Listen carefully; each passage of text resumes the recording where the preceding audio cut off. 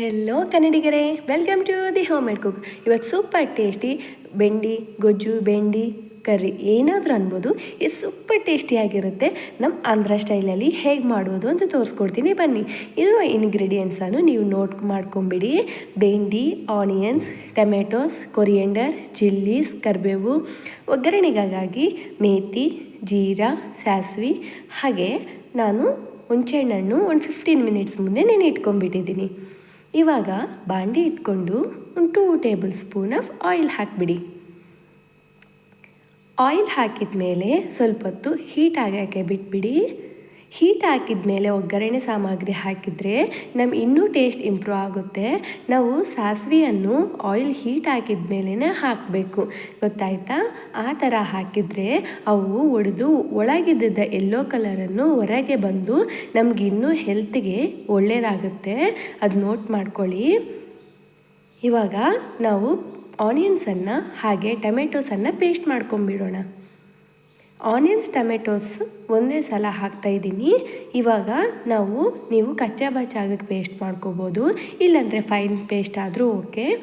ನಾನು ಟೆಕ್ಸ್ಚರನ್ನು ತೋರಿಸ್ತೀನಿ ನೋಡಿ, ಈ ಥರ ಮಾಡ್ಕೊಂಡಿದ್ದೀನಿ. ಇದು ನಾನು ಈ ಆಯಿಲಲ್ಲಿ ಹಾಕ್ತಾಯಿದ್ದೀನಿ. ಇದು ಹಾಕಿದ ಮೇಲೆ ಚೆನ್ನಾಗಿ ಫ್ರೈ ಆಗೋಕ್ಕೆ ಬಿಟ್ಬಿಡಿ.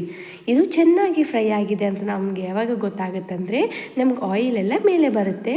ಆವಾಗ ನೀವು ಇದು ಚೆನ್ನಾಗಿ ಹಸಿ ವಾಸನೆ ಹೋಗಿ ನಮಗೆ ಫ್ರೈ ಆಗಿದೆ ಅಂತ ಅರ್ಥ. ಸೊ ಈ ಥರ ಚೆನ್ನಾಗಿ ಕಲಿಸ್ಕೊಂಬಿಡಿ.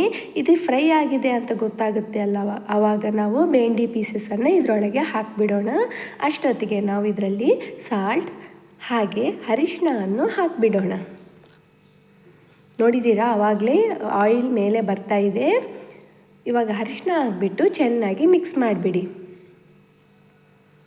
ಮಿಕ್ಸ್ ಮಾಡಿದ ಮೇಲೆ ಇದು ಫ್ರೈ ಆಗುತ್ತಾ ಇರುತ್ತೆ. ನಾವು ಬೆಂಡಿ ಪೀಸಸನ್ನು ಇದರೊಳಗೆ ಹಾಕಿಬಿಡೋಣ. ನೀವು ಈ ಥರ ಪೇಸ್ಟ್ ಮಾಡೋದ್ರಿಂದ ನಿಮಗೂ ಕರ್ರಿ ನೀವು ಚಪಾತಿ ಒಳಗೆ ತಿನ್ನಿದ್ರೂ ಚೆನ್ನಾಗಿರುತ್ತೆ. ಏಕೆಂದರೆ ಒಂದು ಕುರ್ಮಾ ಟೆಕ್ಸ್ಚರ್ ಬರುತ್ತೆ. ಸೊ ಈ ಥರ ನೀವು ಪೇಸ್ಟ್ ಮಾಡ್ಕೊಂಡಿದ್ರೆ ನಿಮಗೂ ಚಪಾತಿ ಹಾಗೆ ರೈಸ್ಗೂ ಸೂಪರ್ ಆಗಿರುತ್ತೆ. ಸೊ ಈ ಥರ ಒಂದು ಸರಿ ಟ್ರೈ ಮಾಡಿ ನೋಡಿ. ಇವಾಗ ಈ ಬೆಂಡಿ ಪೀಸಸನ್ನು ಹಾಕ್ತಾಯಿದ್ದೀನಿ. ನಾನು ಈ ಸೈಜನ್ನು ಕಟ್ ಮಾಡ್ಕೊಂಡಿದ್ದೀನಿ. ಇವಾಗ ಬೆಂಡಿ ಪೀಸಸ್ ಹಾಕಿದ ಮೇಲೆ ಚೆನ್ನಾಗಿ ಮಿಕ್ಸ್ ಮಾಡಿದರೆ ನಮಗೆ ಇದಕ್ಕೆ ಸಾಲ್ಟ್ ಆ್ಯಂಡ್ ಅರಿಶಿಣ ಚೆನ್ನಾಗಿ ಹಿಡಿತದೆ. ಸೊ ಚೆನ್ನಾಗಿ ಕಲಿಸ್ಕೊಂಬಿಡಿ. ನೀವು ಯಾವಾಗಾದರೂ ಖಾರವನ್ನು ಸಾಲ್ಟ್ ಜೊತೆ ಹಾಕಬಾರ್ದ್ರಿ. ಫಸ್ಟ್ ಸಾಲ್ಟ್ ಆ್ಯಂಡ್ ಅರಿಶಿಣ ಹಾಕಿದ ಮೇಲೆ ಸ್ವಲ್ಪ ಹೊತ್ತು ಆದಮೇಲೆ ನೀವು ಖಾರವನ್ನು ಹಾಕಬೇಕು. ನೀವು ಕಲಿಸ್ಕೊಂಬಿಟ್ಟು ಖಾರ ಹಾಕಿಬಿಟ್ಟಿದ್ರಲ್ಲ ಅಂತ ನಿಮ್ಗೆ ಡೌಟ್ ಬರ್ಬೋದು. ನಿಮಗೆ ವಿಡಿಯೋ ಲಾಂಗ್ ಆಗುತ್ತೆ ಅಂತ ಈ ಥರ ತೋರಿಸ್ತಾ ಇದ್ದೀನಿ ನಾನು. ಸೊ ಈ ಥರ ಚೆನ್ನಾಗಿ ಕಲಿಸ್ಕೊಂಬಿಟ್ಟು ನೀವು ಹುಣಸೆಹಣ್ಣು ನೆನೆ ಇಟ್ಕೊಂಡ್ಬಿಟ್ಟಿದ್ದೀರಲ್ಲ, ಅದು ಚೆನ್ನಾಗಿ ತೆಗೆದುಬಿಟ್ಟು ಸಿಪ್ಪೆಯನ್ನು ವಾಟರನ್ನು ಹಿಂಡ್ಕೊಂಬಿಡಿ. ನೀವು ಯಾವ ಥರ ಹುಳಿ ತಿಂತೀರಾ ಆ ಥರ ಅಡ್ಜಸ್ಟ್ ಮಾಡ್ಕೊಂಬಿಡಿ. ಏಕೆ ಅಂದರೆ ನಾವು ಇದರಲ್ಲಿ ಟೊಮೆಟೊ ಹಾಕಿದ್ದೀವಲ್ಲ. ಸೊ ನೀವು ನಿಮ್ಮ ಟೇಸ್ಟಿಗೆ ತಕ್ಕಂತೆ ನೀವು ಹುಣಸೆಹಣ್ಣನ್ನು ನೆನೆ ಇಟ್ಕೊಂಬಿಡಿ. ಇವಾಗ ನಾನು ಇದರಲ್ಲಿ ನಿಮಗೆ ಬೆಲ್ಲನೂ ಹೇಳೋದು ಮರ್ತಿದ್ದೀನಿ ರೀ. ನೀವು ಸ್ವಲ್ಪ ಬೆಲ್ಲ ಹಾಕಿದರೆ ಸ್ವಲ್ಪ ಟೇಸ್ಟ್ ಭಾಳ ಚೆನ್ನಾಗಿರುತ್ತೆ. ನೀವು ಆ ಥರನೇ ಬಿಟ್ಟಿದ್ರೆ ಸ್ವಲ್ಪ ಹುಳಿ ಅನಿಸುತ್ತೆ. ಸೊ 1 ಪೀಸ್ ಬೆಲ್ಲವನ್ನು ಹಾಕಿಬಿಡಿ. ಹಾಕಿದ ಮೇಲೆ ಕರಿಬೇವನ್ನು ಸ್ವಲ್ಪ ಹಾಕಿಬಿಡಿ. ಸ್ವಲ್ಪ ಕರಿಬೇವನ್ನು ಹಾಕಿ ಉಳಿದಿದ್ದು ನೀವು ಕರಿ ಆದಮೇಲೆ ಅದ್ರ ಮೇಲೆ ಹಾಕ್ಕೋಬೋದು. ಸೊ ನಾನು ಒಂದು ವಿಸಿಲನ್ನು ಹಾಕ್ಸ್ತಾ ಇದ್ದೀನಿ ರೀ. ಬೆಂಡೆಕಾಯಿಗೆ ವಿಸಿಲ್ ಏನೂ ಹಾಕ್ಸೋದು ಬೇಕಾಗಿಲ್ಲ, ಹಾಗೆ ಕುದಿಯುತ್ತೆ ಅಂತ ನೀವು ಹೇಳ್ಬೋದು. ಈ ಥರ ಹಾಕ್ಸೋದ್ರಿಂದ ನಮಗೆ ಟೈಮ್ ಸೇವ್ ಆಗುತ್ತೆ. ಎಲ್ಲರೂ ಒಂದೇ ಥರ ಇಲ್ಲರಲ್ರಿ, ಹೌಸ್ ವೈಫ್ಸ್ ಇರ್ತಾರೆ, ಆದರೆ ವರ್ಕ್ ಫ್ರಮ್ ಹೋಮ್ ಮಾಡೋರು ಇರ್ತಾರೆ, ಜಾಬ್ಗೆ ಹೋಗೋರು ಇರ್ತಾರೆ. ಈ ಥರ ಮಾಡೋದ್ರಿಂದ ನಿಮಗೆ ಟೈಮ್ ಸೇವ್ ಆಗುತ್ತೆ. ಸೊ ವಿಸಿಲ್ ಹಾಕ್ಸ್ಬಿಟ್ಟು ಒಂದು ಸರಿ 5 ಮಿನಿಟ್ಸ್ ಚೆನ್ನಾಗಿ ಕುದಿಯೋಕ್ಕೆ ಬಿಟ್ಬಿಡಿ.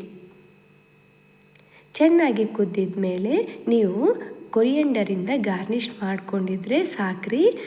ಸೂಪರಾಗಿ ಟೇಸ್ಟಿಯಾಗಿ ಬೆಂಡಿ ಕರಿ ರೆಡಿ ಆಗುತ್ತೆ. ನೀವು ಸಾಲ್ಟ್ ನೋಡಿ ಅಡ್ಜಸ್ಟ್ ಮಾಡ್ಕೊಂಬಿಡಿ.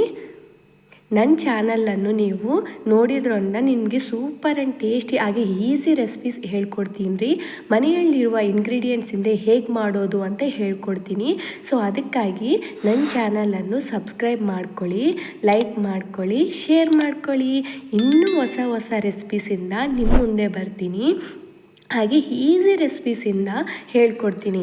ಅದು ಹೇಗೆ ಮಾಡೋದು, ಮನೆಯಲ್ಲಿರುವ ಇಂಗ್ರೀಡಿಯೆಂಟ್ಸಿಂದ ಹೇಗೆ ಮಾಡೋದು ಅಂತ ಹೇಳ್ಕೊಡ್ತೀನಿ.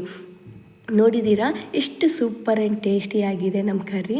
ಇದು ನೋಡಿದಾನೆ ನಮಗೆ ಕಲರನ್ನು ಗೊತ್ತಾಗುತ್ತೆ ನಮ್ಮ ಕರ್ರಿ ಹೇಗೆ ಟರ್ನ್ ಆಗಿದೆ ಅಂತ. ನೋಡಿದ್ದೀರಾ ಸೂಪರ್ ಆಗಿದೆ.